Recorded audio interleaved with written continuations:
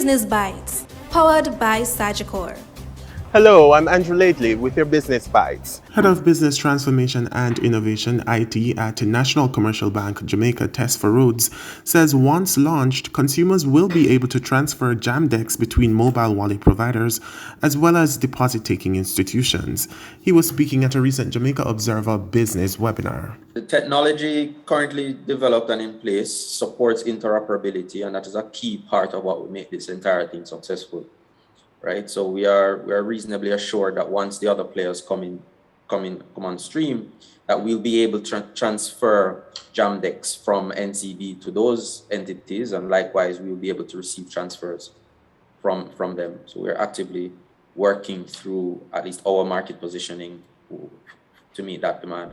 And the Bank of Jamaica is calling on merchants to join the Jamdex ecosystem. Division Chief for the Financial Markets Infrastructure Division at the Central Bank, Dr. Novelet Panton, said the ecosystem is what will make the rollout a success. We can have all the innovations that we want, but we want the merchants, the persons who are providing the services.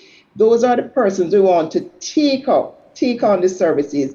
Because if you can have the innovation in terms of having the way the Jamdex to purchase, but if the man in the remote area or any person, Miss Johnson shop, if she's not able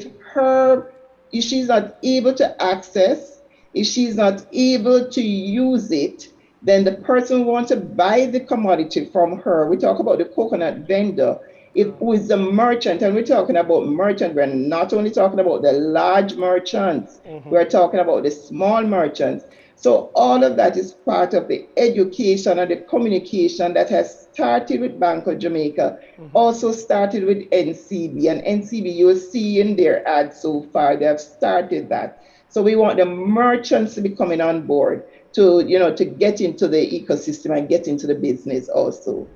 And those are your Business Bites. I'm Andrew Lately. Business Bites, powered by Sagicor.